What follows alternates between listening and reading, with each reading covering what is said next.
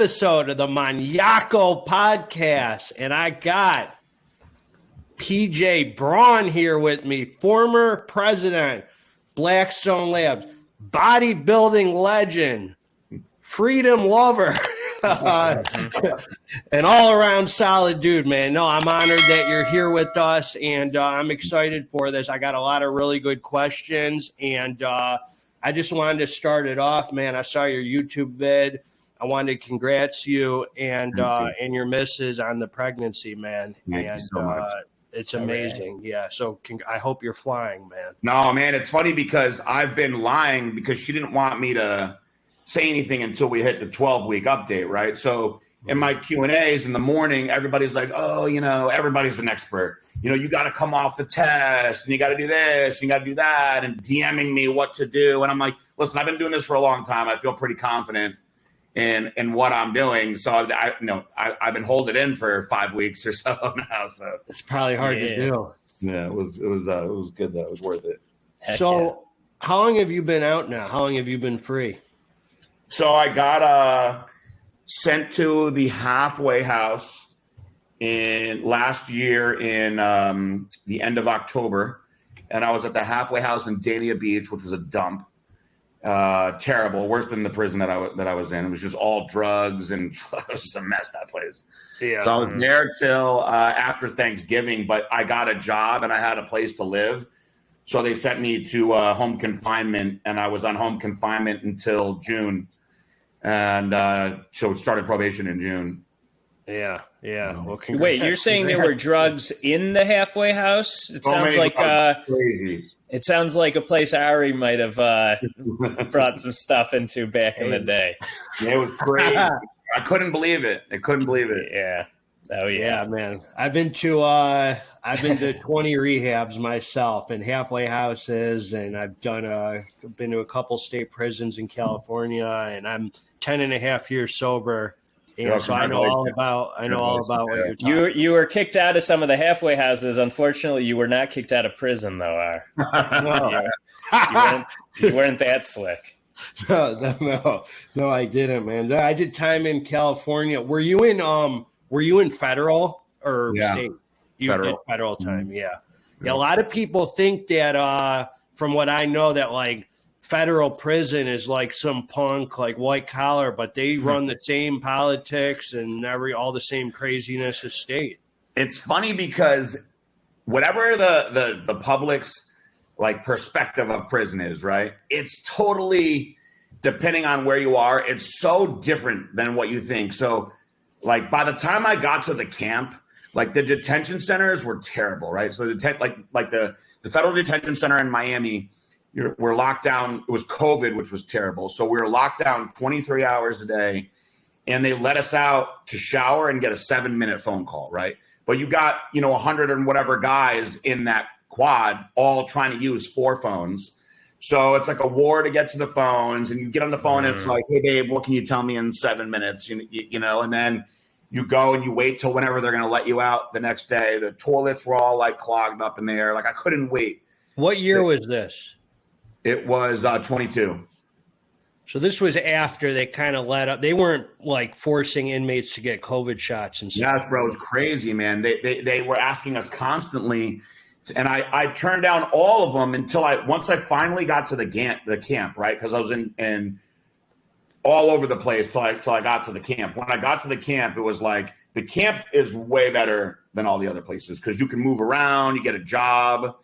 It actually, without getting off topic, seeing how the camp is, it shows you how stupid that our government is that they even have this. Because guys have jobs mowing lawns and they leave. No one stops them. They leave the compound.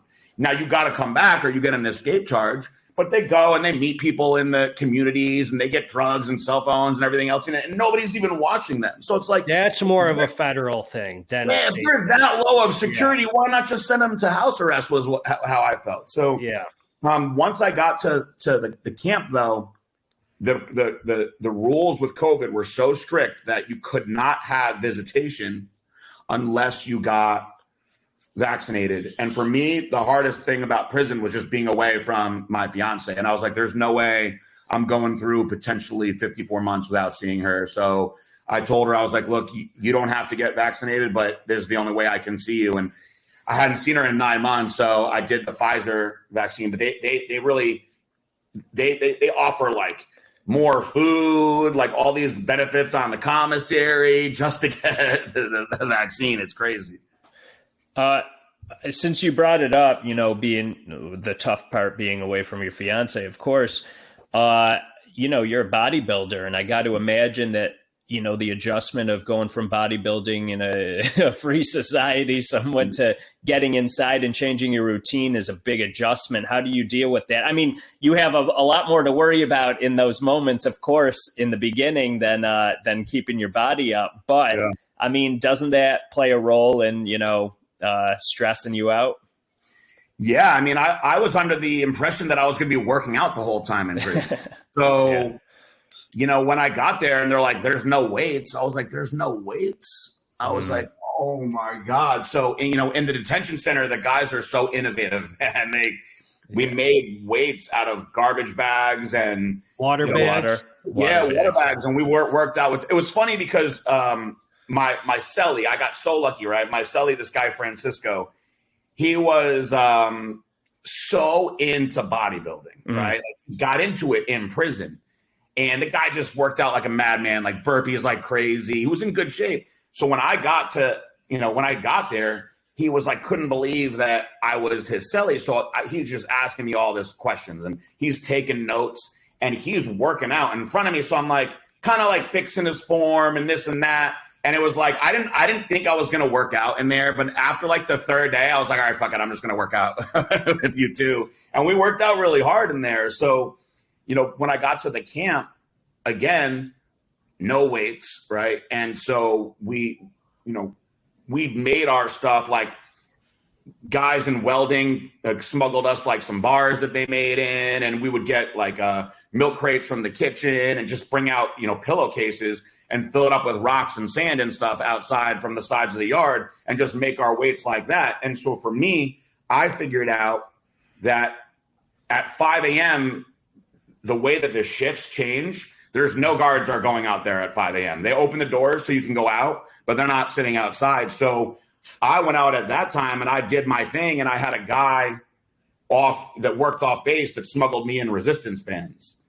So I had really nice resistance bands hidden the whole time too that I just gifted to the guys when I left that I never got caught with. But I'll say that for me, getting through prison was I just got on a schedule like I am. And I feel that the guys that did that had a much easier time. Like bodybuilding, if you've been bodybuilding for years, it makes prison easier because you get into your structure of your routine. So the time goes by. The guys that didn't have a routine were the guys that had more struggles in there, I saw. Right. Yeah, there's a lot of states in the state pen that still have free weights. I know when I went to prison in California, there were no weights. There's dip bars, pull-up bars on the yard, but there's no weight. But there's some freaking monsters in there, bro. I mean, there are some freaking Did you know, Ari, for sure that the reason that the weights were taken off is because of the threat from the inmates getting big and whatnot? Yeah, the prisoners, where they took them away, I think in the late 90s or something, the prisoners were getting way more jacked than the guards. And, they get everything in prison, so they can hit the weights and be on gear, whatever the heck. But they're just natural, though. There's some freaking monsters on a state prison. The Pensacola, they still have a really nice weight pile there, because when I got to the halfway house, I was there with some of the guys, and they were telling me about the setup they had. And I was like, damn, that's you had like a real gym there. And it must have been way more lax there, because they said they had guys that were getting in supplements, steroids, everything. Mm-hmm. Yeah. And like where I was on the Air Force Base, man, it was just, there were so many guards. It was so strict. Like there's no way you could get away with anything like that. When you said camp, are you referring to like your main prison yard? Is that what you? Yeah. Yeah, the federal, they call it a camp. Because the camp is way different. Like, it's nothing like being in state prison where there's like gangs and stuff like that. The camp is honestly like, it's big and it's open, and there were guys there that were that had military backgrounds, And they were like, I feel like I'm back in the Army again, basically, because like you live in a dorm, it's open.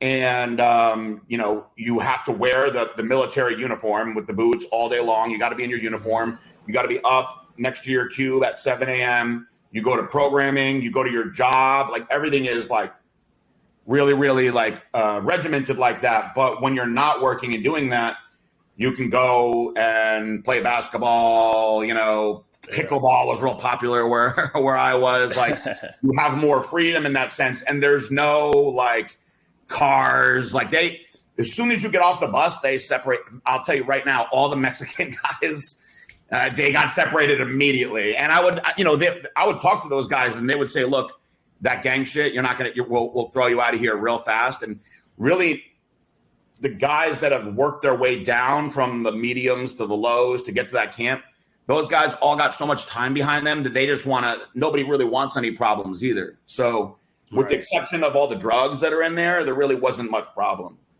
Do you guys, did you guys politic in the feds? Meaning like in California, like you can't play cards with a black man. You can't trade food. Like there are very strict rules run by the inmates that we basically police ourselves in there. Is that how the Fed was, or was it not?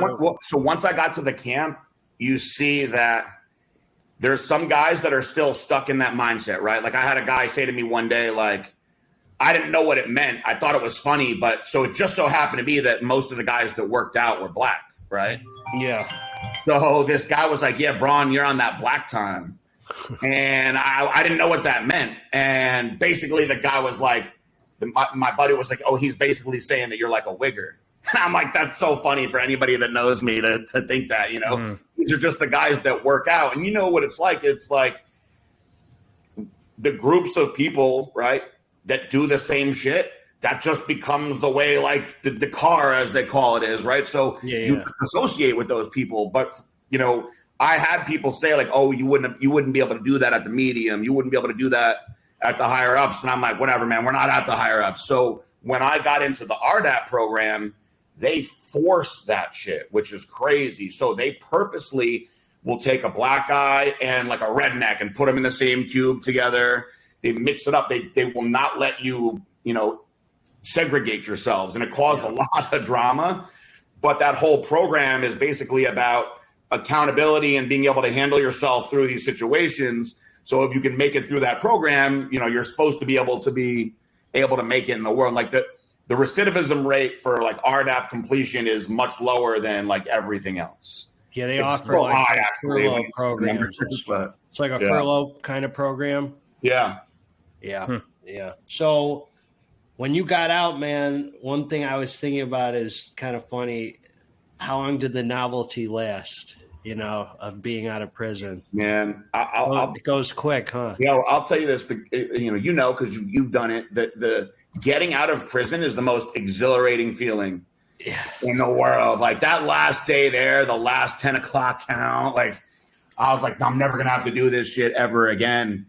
And I'll tell you though, I don't know if it's because I have this conversation with my fiance a lot. I don't know if it's just because of how crazy my restrictions are.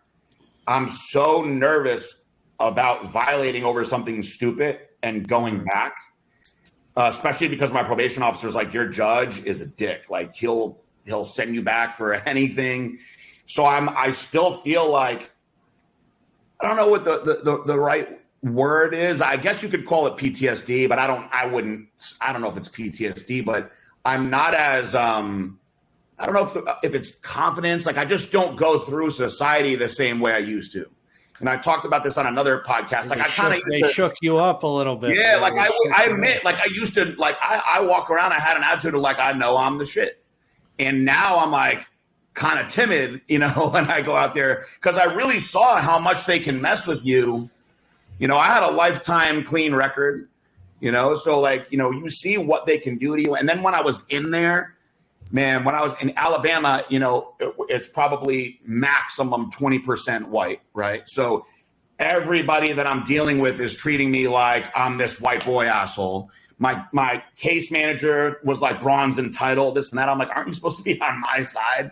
Man, and like I was kissing their asses so hard and seeing other people like getting out faster and getting like these extra treatments that it's like, man, I don't want to be a part of this system at all because I see how corrupt it is. Well, I remember when Ari got out and then he had to be on probation. Parole. Sorry, you were blowing in a car every single time you started the car. You had to blow, and there were so many times where you're like, you tripped yourself out by being like, I don't know if it registered. I don't know if they're gonna think that I blew that I screwed this one up, you were definitely worried about being sent back and whatnot. So hyper vigilant. I don't have anything. See, I had to do all the random drug tests, but I think they know that I'm not a case like a drug case, because there's guys that have to do, it's called like Vodafone or something, where they call every night. Right. And it tells them if they've got a test or not. See, I don't have to do that at all. Oh, that's good. So let me ask you, man, like on a real deep level, did you feel, I don't know if the word victim is right, but did you feel that the time you got was warranted, or did you feel like you were wronged by getting that? I mean, I will, till the day I die, think it's bullshit. I mean,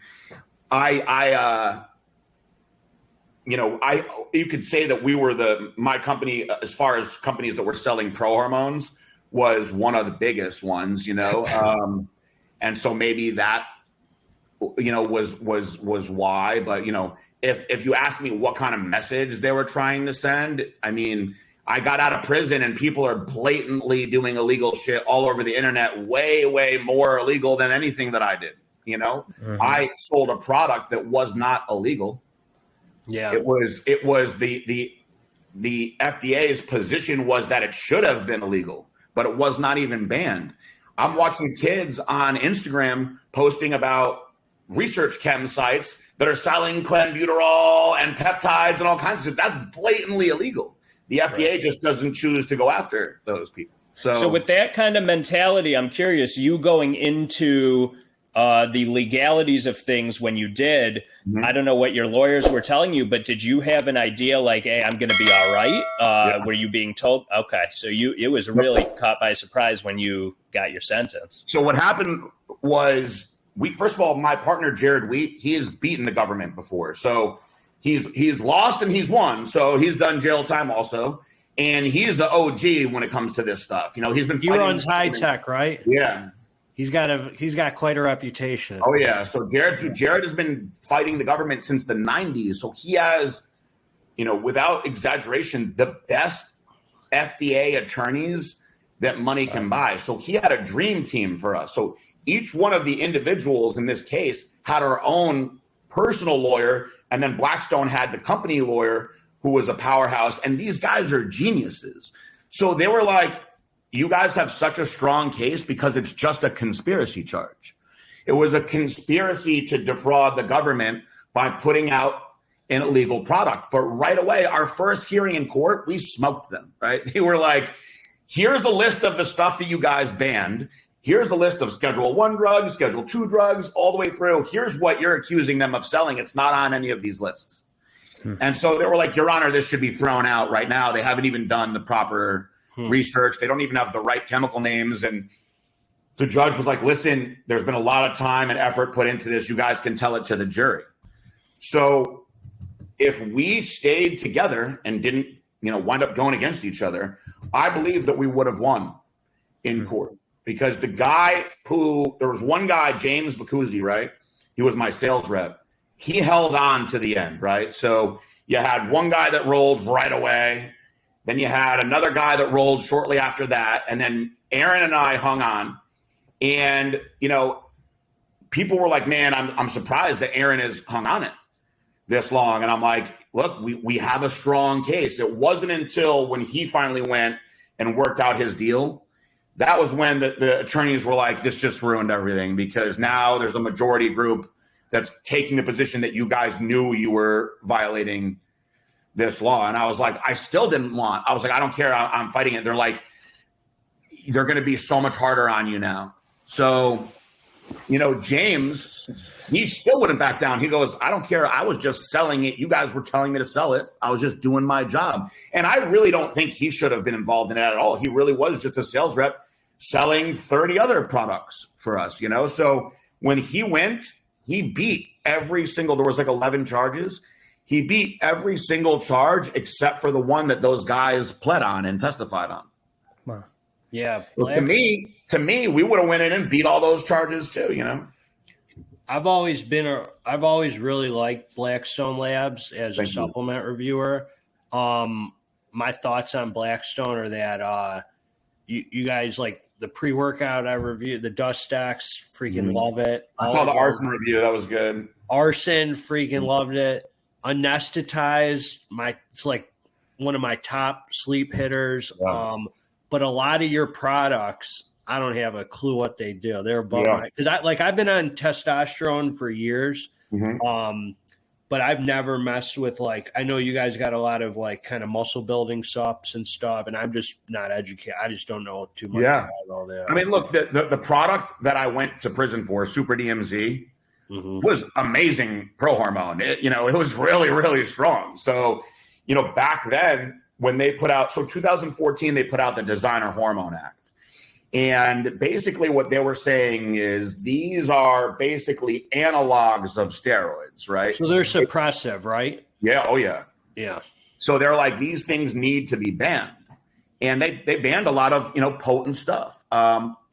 This was right after Superdrol was like the first, you had some crude, quick little history. Like in the early 2000s, you had some crude but good pro hormones, the original androstenedione, methyl 1T, they were good, but they really came a long way. So Kaspari put out a product called Haladrol, and that was Superdrol. Superdrol is now classified as a steroid. Like actual meathead bodybuilders will use Superdrol. That it's a strong oral. So right after that, it was like people were really racing to come out with the next strongest shit. So the original Super DMZ was an Iron Mag Labs product that had Superdrol in it.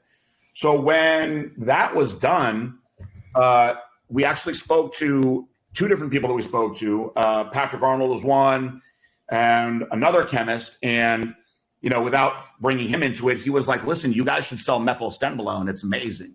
And it's legal. And it works just like Superdrol. So we're like, boom, lead us to it. And, the Super DMZ, people were like, dude, I'm putting on 20 pounds in a month. It's strong as hell. They were like comparing it to Debo, and so I was like, I want to put out the strongest stuff that money can buy. Like you got your steroid group here. You got your GNC group here. The guys that aren't really ready for the steroids yet, they're thinking about it, come to us. That's what I want. That's our stuff. Super Trend was an awesome product. We put out really, really strong stuff. So when that Designer Hormone Act came out, it wiped out like 9 out of 10 of my best products, but the Super DMZ wasn't on the list. So we kept on selling it. And that's what when we got indicted in 2017, it was about that product from back then. So now there's nothing, the DHEA-based pro hormones that we have now are good. High Tech has them, they're good.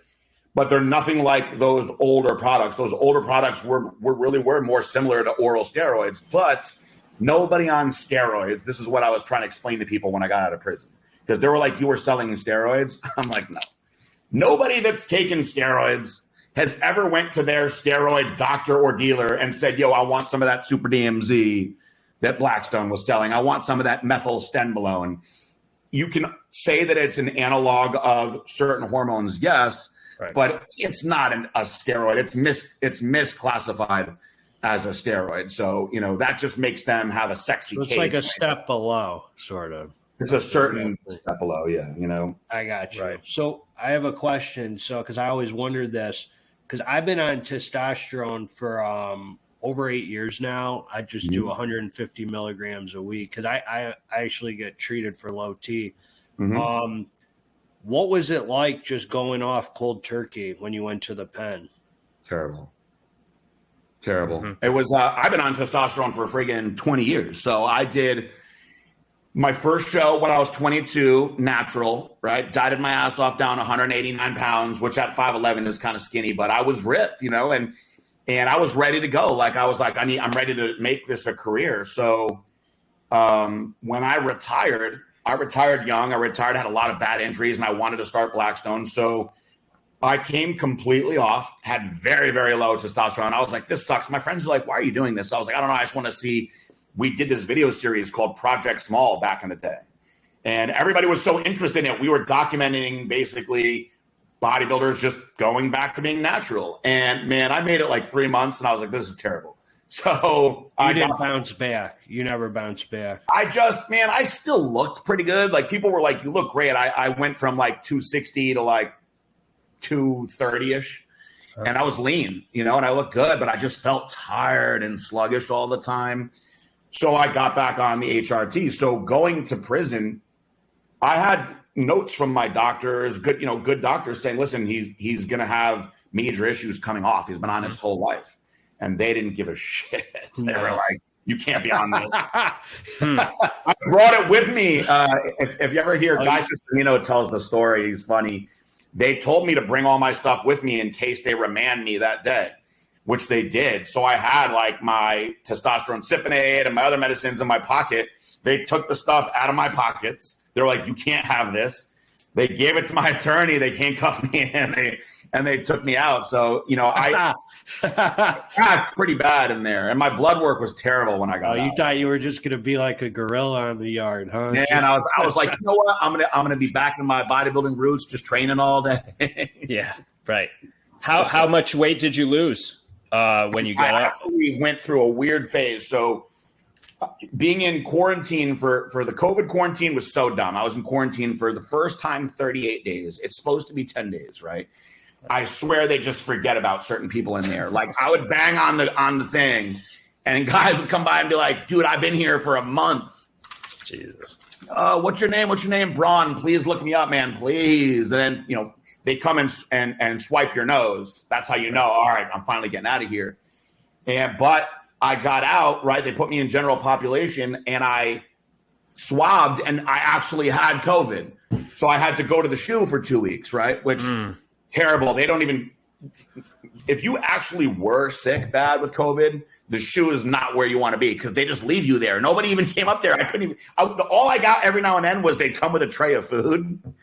So by the time I got out of that, I went to prison. I was 232, right? I got out. I had to do a physical before I left. I was 212. So I lost 20 pounds in that, 38 whatever day quarantine.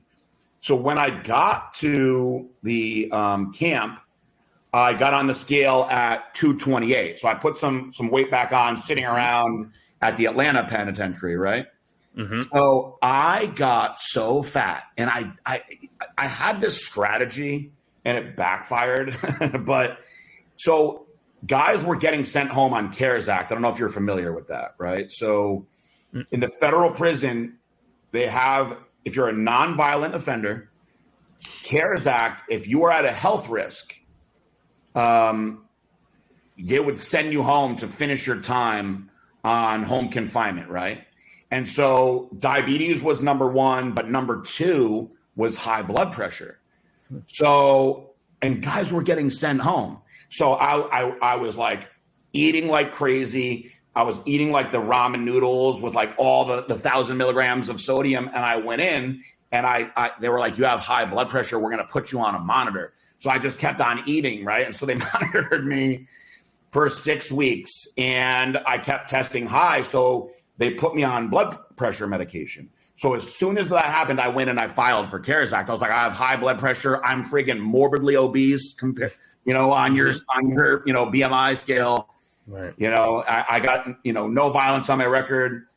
And, honestly, like just speaking factually, call it, if anybody wants to call it racial, whatever, you could go through and see it. They weren't sending white guys home. Right. All the case managers are black. They treat you different. My thing got pushed back so many times. Then I was told that I was denied due to the totality of my case, which I don't think even means anything.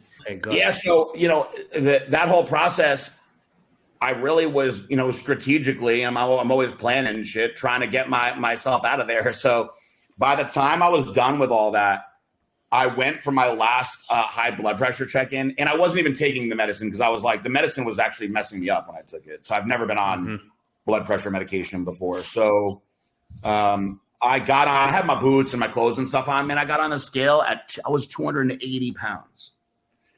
And I was like, what the fuck, man? I haven't been this heavy since my biggest bodybuilding days, and I was a much different 280 pounds. So I was like, man, I got to start like walking and losing some weight. So I started, I had this guy, Boyle, that I would walk with in the afternoon. We just walked the yard for an hour or so. And I got down to my first day out of prison.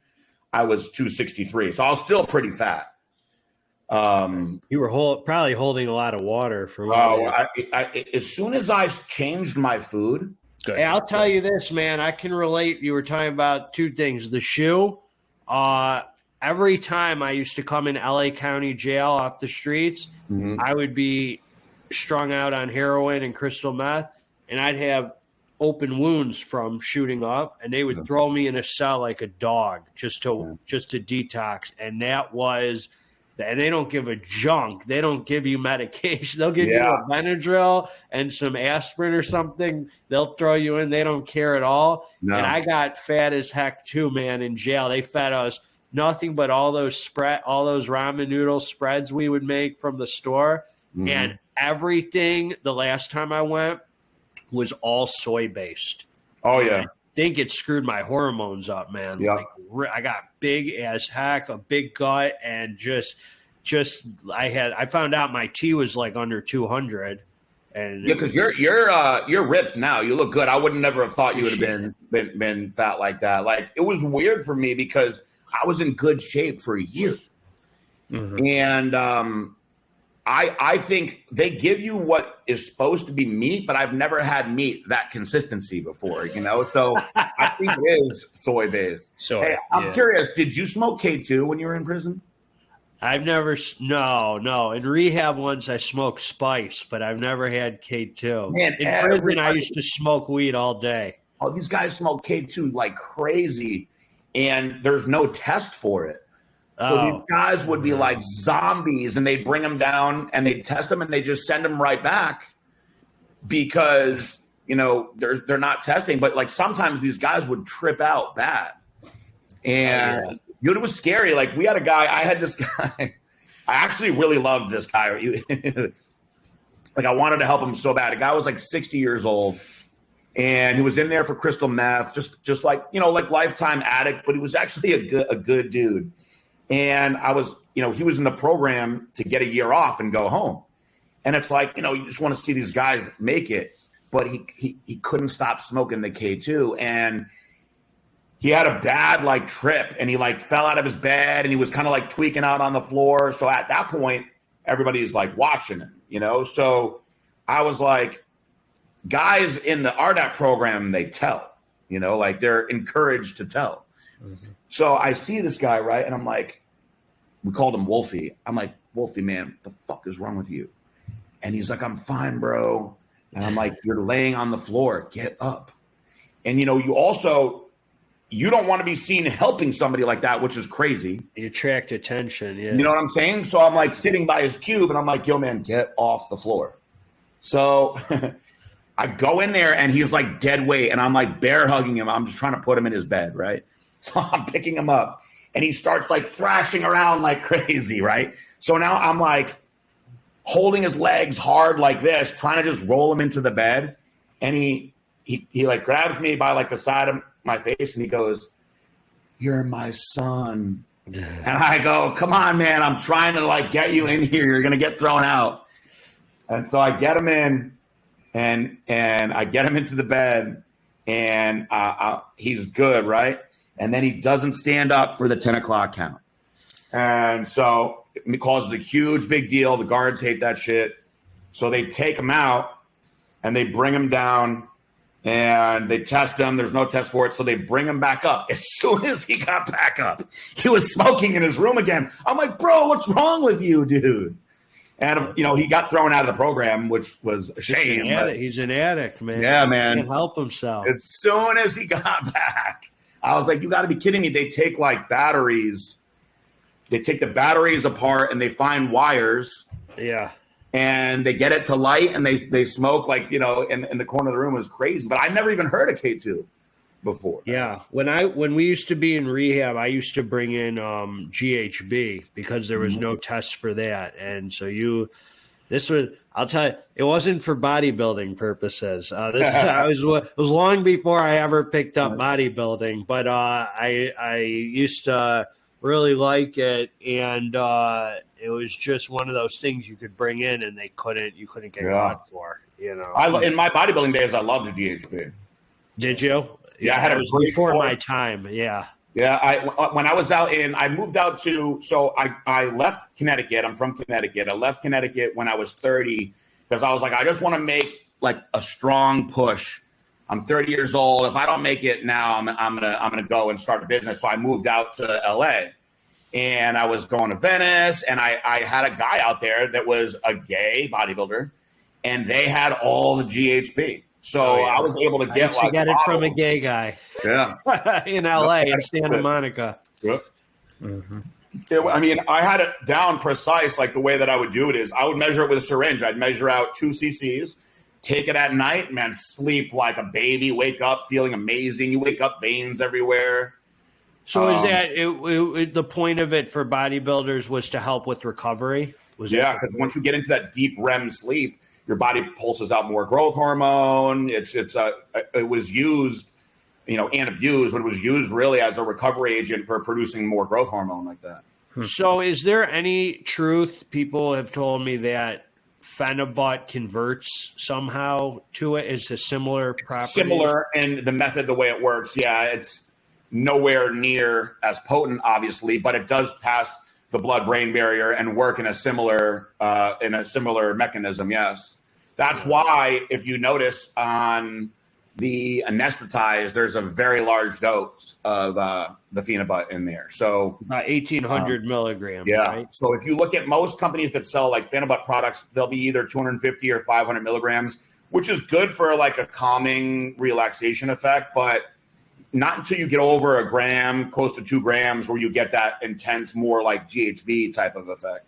So you're, super knowledgeable based on, I've watched you on your cardio Q&As and stuff. So what do you think is safe to take like as a anesthetized or Somatomax, like once or twice a week or? Yeah, so both great products. There's nothing else like Somatomax or anesthetized. They're very similar. No, there's not. Yeah, so Somatomax's been around forever. So Somatomax, I used Somatomax when I was young. And, you know, I was like, to Jared, when we partnered up, I was like, man, I'd love to have a product like Somatomax, and that's why we got the anesthetized. So I made a crucial mistake where I used it every day for at least a month because I loved it. And then I went on vacation, and I was like, I'm not going to bring all my supplements with me. And I was gone for 5 days, and I didn't sleep on the whole entire vacation. And this was back when I used to drink, so I was trying to like pound booze to knock myself out. And I was having terrible anxiety like all night. So when I got back, I put more research into it, and your body does develop a dependence on Phenibut, especially when you're in a higher dose like that. Right. So my advice to anybody, if you want to max dose it, don't do it more than 3 days in a row. 3 days, take at least a day off, and then you can get back into it again. That's crazy to me. See, I do it at like every 3rd to 4th day. Like I space it out because just to get a good relaxed sleep, or like a night I'll take a DMHA pre. It gives me a nice reset. Like it'll put me to sleep really nice. And, so I wake up, I feel like my adrenal glands have been refreshed. Yeah. And like, it's really a very, if it's not abused and it's used right, like once a week for me, twice a week, spaced out, it never loses its effect. Good. And anesthetized is just a great product. Just a great deep, then you just puts you in such a good mood without like the melatonin hangover or any of that. We had this woman that loved it so much that she bought many, many cases of it from us because she was like, I'm just going to take it every day. for the rest of my life. I've been on Xanax and all these other things that don't work, and this works. She literally would come in and buy like 10 cases at a time and just stockpile it. It's crazy. PJ, you were talking about, in some drinking days when you were competing and when you were at that level of whatever the most focus you've been in bodybuilding, were you drinking at that time, or were you able to shut that down while you were in?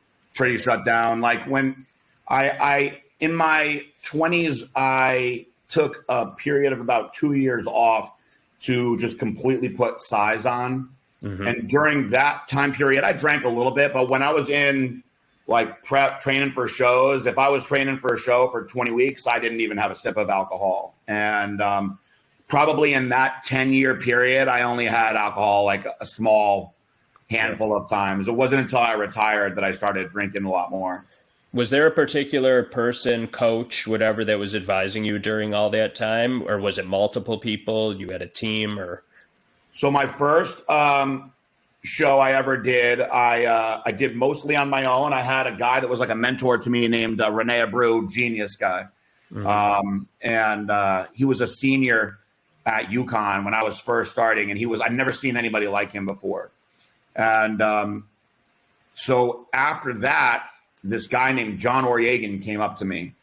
And I had no idea who he was, but now I can say he's trained a lot of like really good young, like he was like everybody's starter coach, like Dallas McCarver, all these like guys. He would just find like young, big guys. So he trained me for the next year and year after that. And I trained with him for my first national show, which was Junior USA's. I got fourth in the heavyweights. And I was only 24. So I was like coming on the scene. And I really thought I won that show. And I came off stage and Dave Palumbo was like, "You would have won, but your ass is as soft as my grandma's." And I was like, on one hand, I was like, "Cool, Dave Palumbo." And on the other hand, I was like, "Fuck you, man, like what the hell?" Was this NPC? Yeah.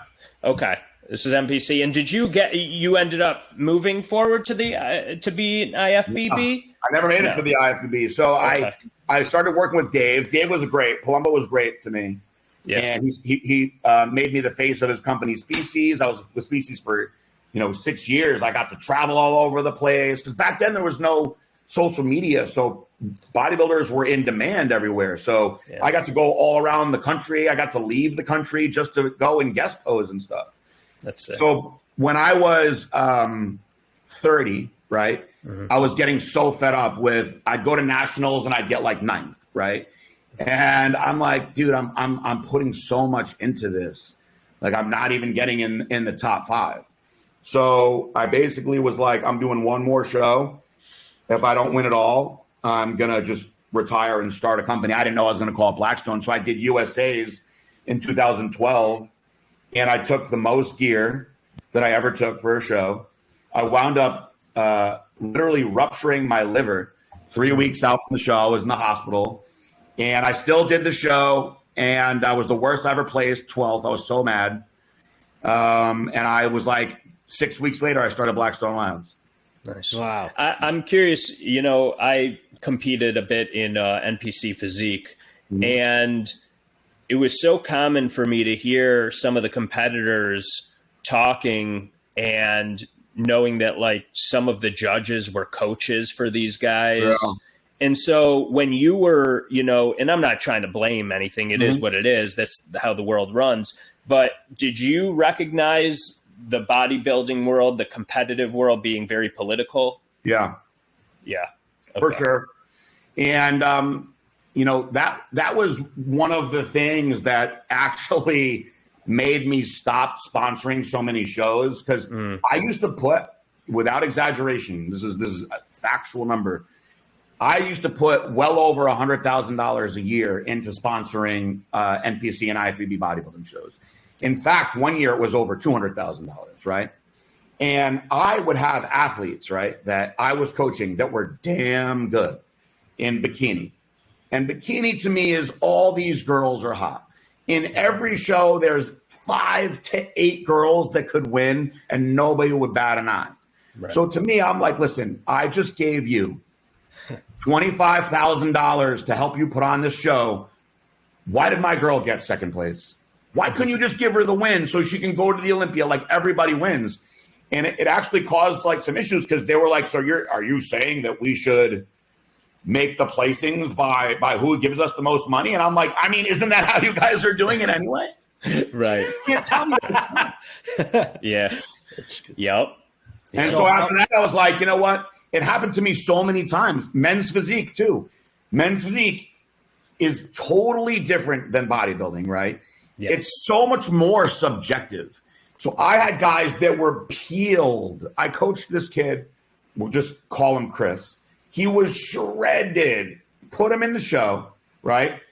And the guy that won, they gave him fifth, right? They gave him first call out at nationals, right? The guy that won, I'm like, that guy, there was 10 guys better than him.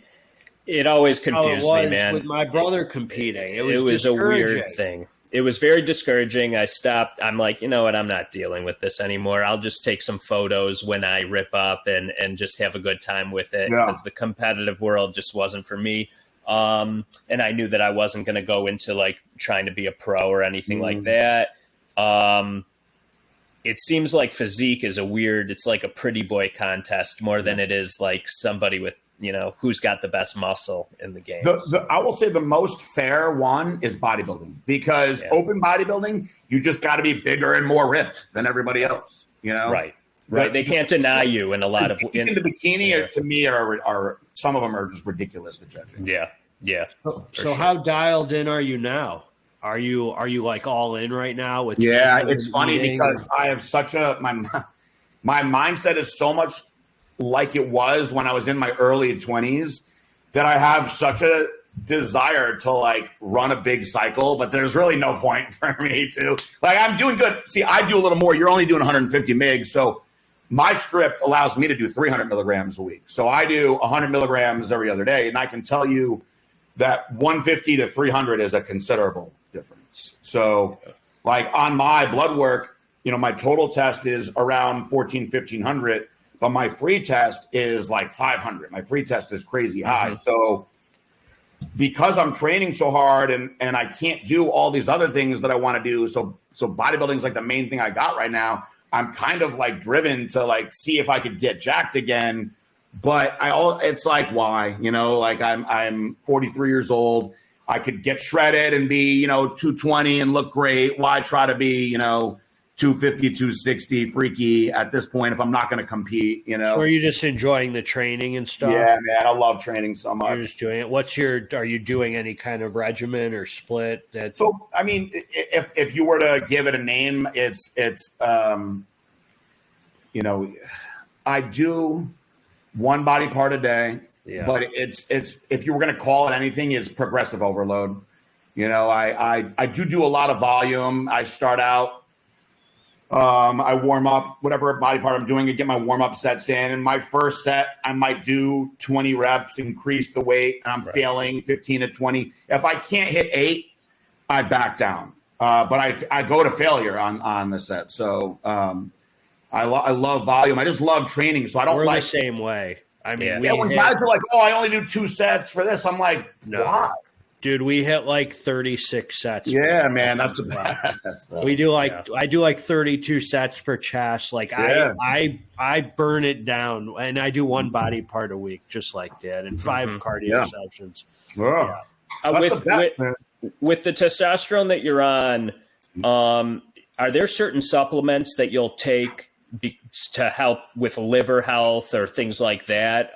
Some people take like milk thistle and whatnot. Like, are you on any supplements? Yeah. So milk thistle's been around forever, but it's a little overrated for how good it is. Like if you wanted a specific oral liver product, Tudka is a much better choice for you. So we actually put out a product. I designed a product years ago that I still take called Gear Support. And Gear Support has prostate, kidney, liver, heart. It's got everything in it. So I also take a very high dose of grapeseed extract for the viscosity of my blood, to keep my hematocrit in check. I take fish oils. I take D3. I take a probiotic. So I do a lot of, outside of the bodybuilding general health stuff. The D3 with the K2, very important. Right. But I will tell you, if there's one thing that, when guys get into messing with stuff, that can make a very, very big difference, even if you're not running orals, is glutathione.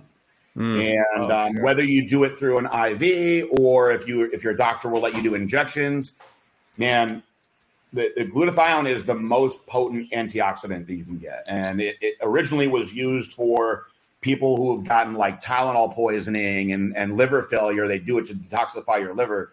But when your liver is really, really healthy, the rest of the functions of the body work well also. And so I do injectable glutathione. I usually do like a cc twice a week.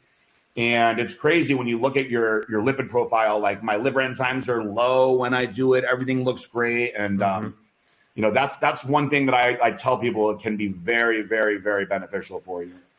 So fertility wasn't an issue for you being on, or was it, and you had to back off of that? I wasn't sure how it was going to be. I was a little concerned, and on one hand, a lot of my juice head friends have kids. But on the other hand, you do hear they say, testosterone can make you sterile. And I was on for a long time.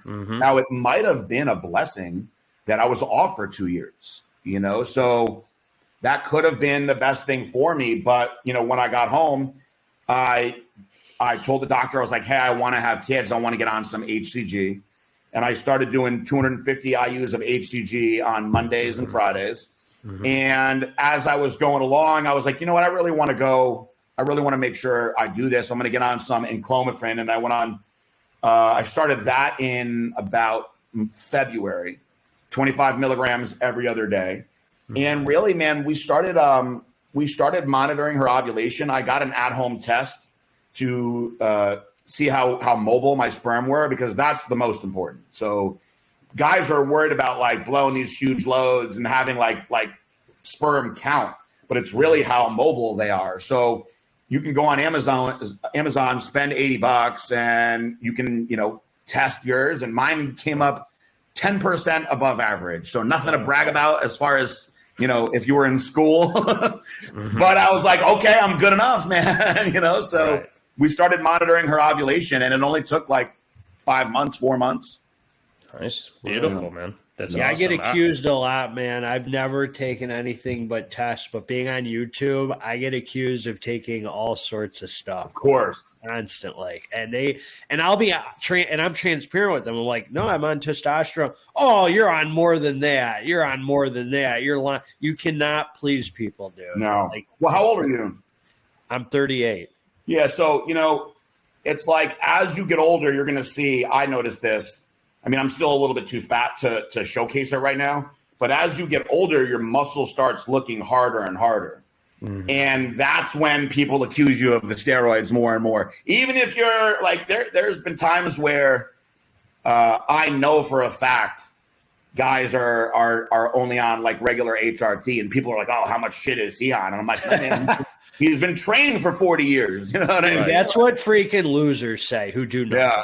I mean, it's the truth. The people who I know who talk like that have no evidence of doing anything themselves. So they just accuse you of being on stuff because they do nothing. Right. So what is your are you a stim junkie? Do you like the high stim stuff? In my youth, I loved like ephedrine, ECA stack products. Like the original Xenadrin was my jam back in the day. They banned all that stuff. So I was like, what's the next best thing? And I discovered Jack 3D when it first came out. And the Jack 3D, when it first came out, the original Jack 3D 1,3-dimethylamine, that was how I made the original Angel Dust. I was like, I want to try to copy this Jack product. This is the best product. So we actually made the second Angel Dust with 50 milligrams of 1,3-dimethylamine. Jack only had 37.5. So we made ours stronger.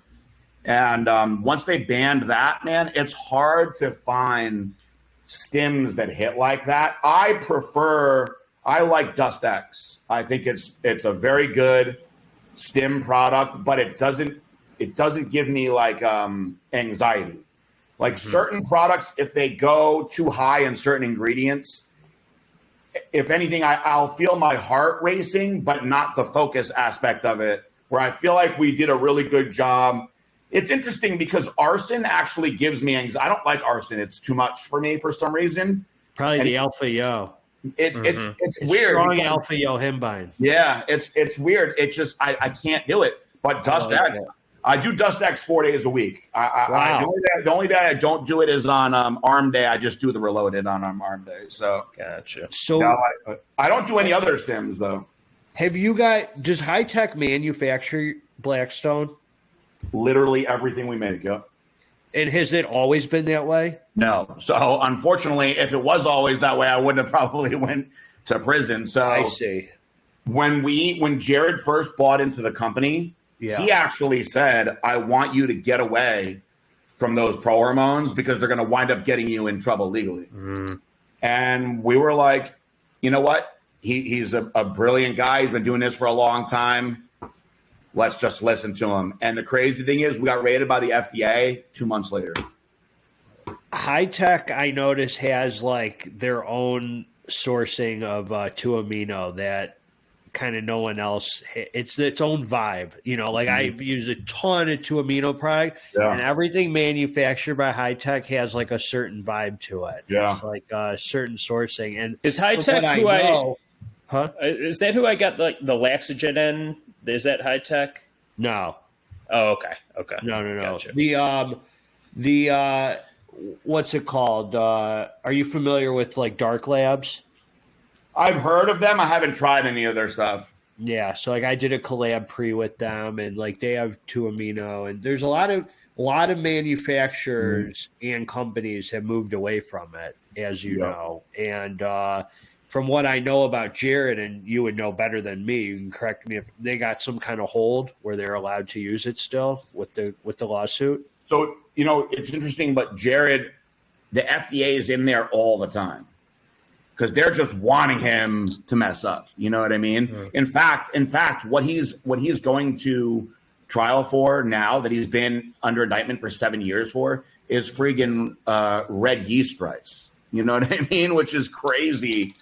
Of all things, you know, it lowers your cholesterol, you know? So of all the hardcore stuff, it could have been they're going after him over that. So he does everything, creatine, everything, but I know his big business is stims. Right. Like, you know, his product, Lipodrine, he kills it with Lipodrine. Yeah. So I've still only taken half a serving of that. I can't. Really? You know, I haven't even taken it in so long. I should probably ask him to send me some because Lipodrine is like their top seller, man. They sell the shit out of Lipodrine. Women probably love it. You can't even look at food on the full serving of that. Where do you think the future is of 2-amino and phenibut and stuff like that? Yeah, it's so tough to say with the FDA, man. The FDA is such a it's a racket, man. It's like, who is in their ear? There's, you know, I'll give you an example. During COVID, they found out that N-acetylcysteine, NAC, was actually slamming down COVID recovery time, right? Yep. So I was like, I started telling everybody that was sick, take a double dose of gear support. And they were like, dude, my cough's gone away. And I was like, amazing. How about that? Happened to me. Then I start getting people saying, hey, are you guys going to get rid of the NAC products? And I was like, no. So I called Jared and he's like, yeah, Amazon pulled it. People are pulling it because the FDA is saying that it should be prescription only. And I was like, can they do that? And he's like, no, they won't get it. And eventually they gave up on it. But like Amazon, these mainstream people stopped selling those products for a while. So anytime the FDA wants to do that, if Big Pharma wants them to stop doing something, like there really is no reason why they should have stopped 1,3-dimethylamine. Like DMAA, like they should not have banned that. I personally don't believe they should have banned ephedrine either. But so I don't think that we'll see them stopping. I personally don't think we're going to see them stopping DMHA. I don't. I've talked about it with Jared because people have asked me that. He doesn't think so. So a lot of manufacturers supposedly have received letters from them to stop it. He said that it's been on like a warning list, watch list. Yeah, for a long time, but there hasn't been any, action on it. So, right. Well, people are spooked. Whether there's action or not, people are spooked about it. For a while, like Phenibut, we couldn't have it, or I'm still speaking like I'm still with the company, but they couldn't have it on the Shopify website, right? Shopify would not allow it. And the credit card processors. The interesting thing is Jared actually sued Shopify and won. So now you'll notice, I don't know if they fixed it yet, but Blackstone Labs, and I don't work there, I'm just going by stuff that I've heard, should have anesthetized back on the website because Jared went after them over, kicking people off like that. So it should be back up on there now. I heard it. And I'm going to tell you this. There's a lot of companies that claim Phenibut, and none of them have the sourcing like you or High Tech. None of them. No one's going to be up. Listen, High Tech, he's been around for so long that those relationships, there's big companies, right? Like China, Malaysia, that do certain raws, just the best, purest sources. And they don't want to deal with little rinky-dinky people. They want to deal with, Glambia, High Tech, the big dogs, and that way everybody can make money and win. So there might be 4 or 5 people that are High Tech size that manufacture for everybody. Because, High Tech manufacturers for Redcon, who's an enormous company, Raw, big company. Condemned. I didn't know High Tech manufactured for Redcon. Redcon, Raw, Condemned Labs. Condemned, I know. And High Tech has a ton of sister companies. Oh, APS and EAS. BMI. I know. Yeah. Like he brought Myoplex back. That was one of the first products I ever used back in the day. Yeah. So as we wind down here, I just had a few more questions. Are there other sup brands that you use or look up to or admire? Are you pretty much all Blackstone? So there is a company that I've used for a long time for just your little ancillary stuff. And you've probably seen them before. They're called Now Nutrition. Oh, sure. And they make very good, high-quality products. They have a product called Super Enzymes, and it's just a digestive enzyme product that I like a lot. I've tried a bunch of other digestive enzyme products. To me, that one, I just feel great. You can really tell, huh? I mean, some of these supplements, it's so hard for me to tell, to honestly say, this is making a difference. This is doing something, but you know it, huh? Yeah. What I like to do is I'm super robotic. So if I have a program, I don't deviate from it, and I will add something in and I'll pay attention. I have a journal that I write things down in, and I'll give it 30 days. And along the way, if I see changes, I'll note it on this date, this happened, and go through. And a lot of times, I'll try something, people will talk about it. I'll get my blood work beforehand and then do it again after and see what kind of changes I can see. So, for instance, the grapeseed extract, one of my doctor buddies was like, listen, check this product out. It's 24,000 milligrams of grapeseed extract. I've been putting my patients who have higher hematocrit on it, and they don't have to donate blood as much. So I was like, interesting. So I did it for 6 weeks, and I went in and I got my blood work again, and my hematocrit actually went down 0.2, which is a very small amount. But I took some Anavar during that phase, which should have elevated my hematocrit. Mm-hmm. So to me, I was like, that tells me I'm going to donate blood. So I donated blood.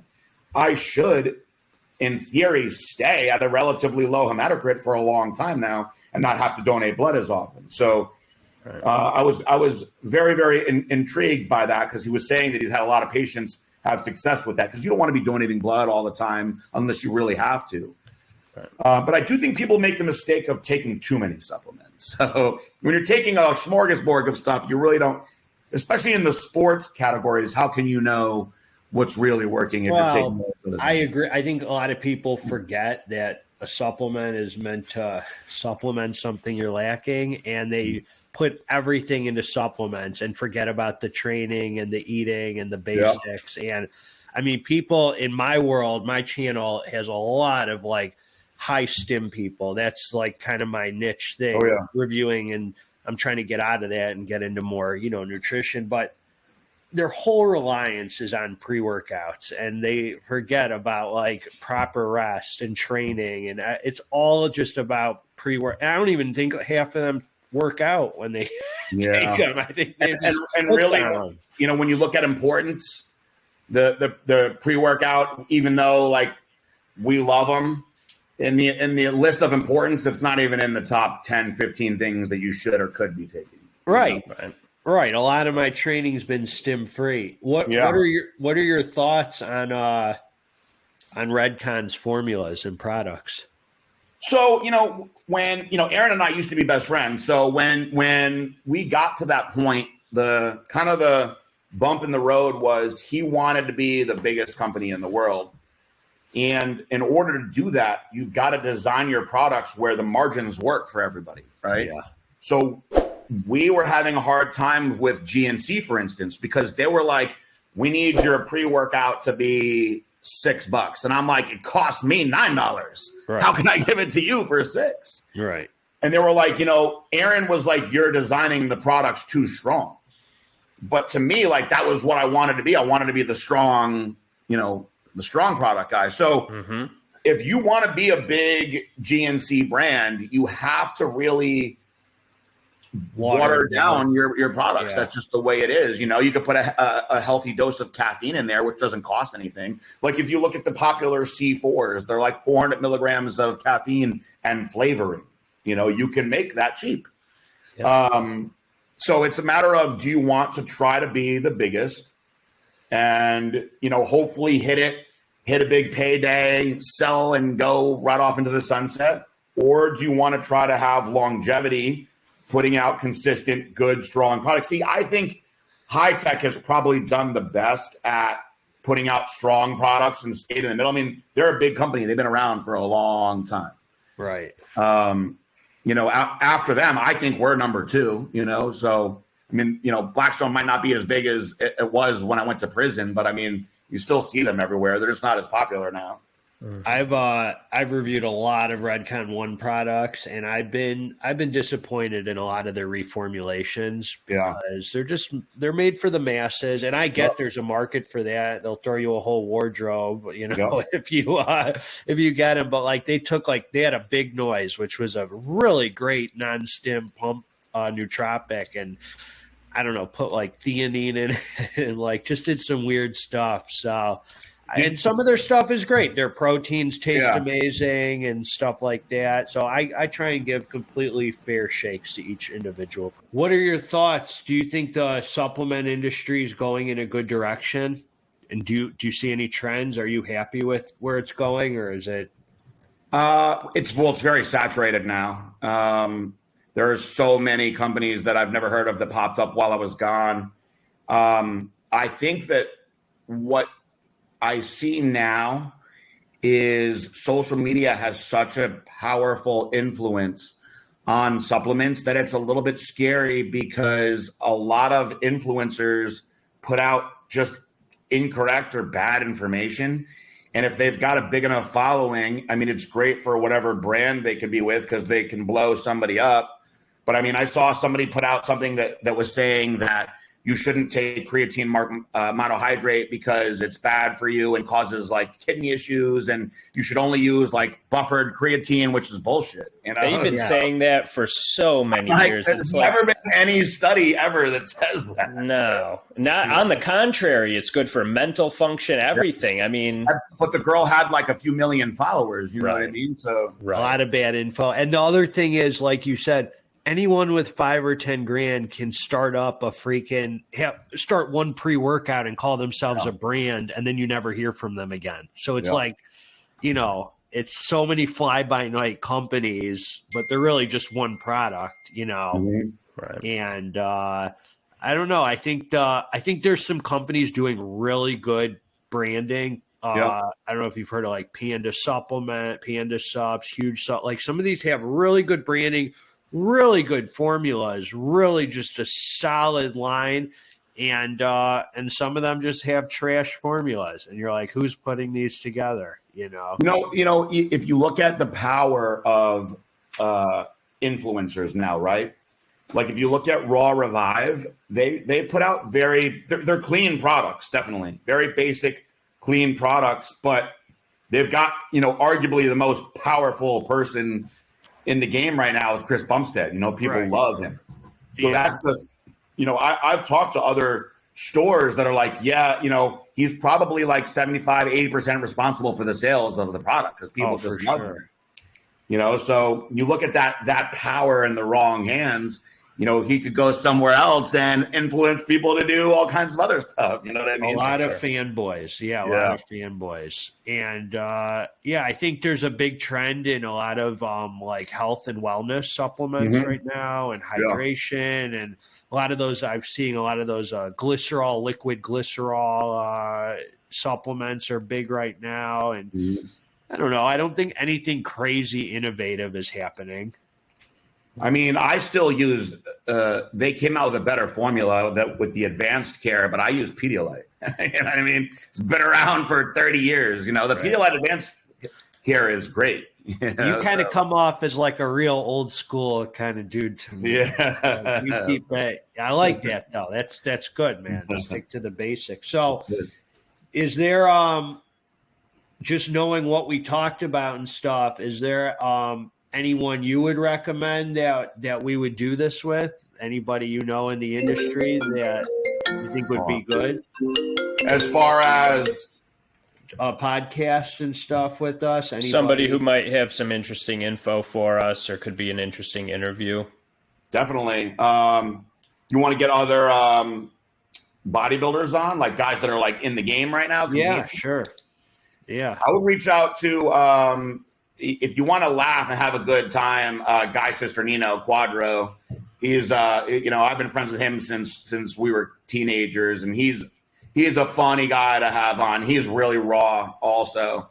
Yeah. I really like, I hit it off when I got out of prison. I hit it off with Beatty, Body Farrell, who's got his own podcast. I've done his podcast twice now. Mm-hmm. And, he's really cool, man. He's like, for a 32-year-old, I feel like I've known him my whole life. Like he reminds me of a lot of the guys that I've been doing this with for a while. So as far as guys I met when I got out that I like, he's a good one. The thing with bodybuilders, man, is a lot of bodybuilders are lazy, dude. Like they don't want to do this shit. Right. Like I will still try to do as much of it as I can. Yeah. And I feel like that's just how you have to be if you want to make it, in life, period. Your fans, maybe if there's 10 people that listen to this show that liked me, then I'm glad I did it for those 10 people. That's what I think to myself all the time, because they may hear something that says, I want to go out. I like this guy. I want to go out and buy a Blackstone Labs product. And, that's what it's all about. That's our way of saying thank you, is by being in the mix of everything. The one guy, he'd probably be hard to get on your podcast, who's been the king of that all these years, is Jay Cutler. Oh, yeah. Jay Cutler. Yeah. And he knows who I am because I've reviewed a bunch of his supplements and stuff. He's one of the few bodybuilders that has a supplement brand that I actually like his products. I think Jay's the realest of the real, man. Like, yeah, he's always the same. He doesn't try to like put on a show. He's always just cool. He seems like a very genuine. He seems like a good dude. Man, I'll tell you, when I put that video out that we're having a baby, he sent me a voice note, like congratulating me and saying, you're going to be a good dad. Like, I was like, man, that meant a lot to me that he took the time to do that. That's really nice. Yeah. So do you have any, I know you have a YouTube. Do you want people to subscribe to it? Yeah, please, because I can't do anything with Blackstone anymore. So yeah, 12 years of doing videos on Blackstone, I can't do it anymore. So I just started my PJ Braun Fitness personal page. And I'll link it below. Thank you, man. I appreciate so everyone, subscribe to the PJ Braun fitness page. Are you going to be putting a lot into growing the YouTube and making because I'm allowed to do that. So I want to go hard with whatever I'm allowed to do. Well, that'll be great. Everyone should support that. And I love the cardio Q&As, man. I know that you started, that was you're like, you trademarked that thing. Yeah, man. I was doing that. There was an old app called Periscope back in the day in like 2013. And I was doing them like that. And then the app didn't make it. But Instagram started allowing it. So I just switched over to it right away. So how long are your cardio sessions? Minimum 30. Maximum hour. I usually go like 40, 45 minutes on there. That's good. You're just doing kind of just quick calorie burning. I base it a lot on what's coming in the Q&A, because if the Q&A is boring, then I hop off at 30 minutes. But if it's good and the questions are coming in, I'll stay on there for an hour. It makes that cardio fly by. Mm-hmm. Yeah. People ask me ridiculous stuff. They're like, say this in an Asian grandma's accent, and I'll be like, very good. I'm like, listen, guys, don't get mad at me. I'm just answering the questions that are coming. I like that, man. Well, hey, I really appreciate you coming on, man. This makes for a great video, and I think my viewers are gonna really love it, man. This is gonna get great views, and everybody subscribe. Go check out the cardio PJ Braun. What's your Instagram handle? It's PJ Braun Fitness. PJ Braun Fitness. So go follow him on Instagram. And hey, man, really huge congrats on the baby coming. Thank you. Sending blessings to you and your new family and everything. And congrats on your freedom, man. That's incredible. That's the best, man. And thanks for coming with a being completely open and being willing to answer everything, man. Man, I'm just so happy to be home. I'm happy you guys wanted to talk to me. Heck yeah. Heck yeah. Well, hey, man, God bless all of you, man. Together, let's get this dang muscle.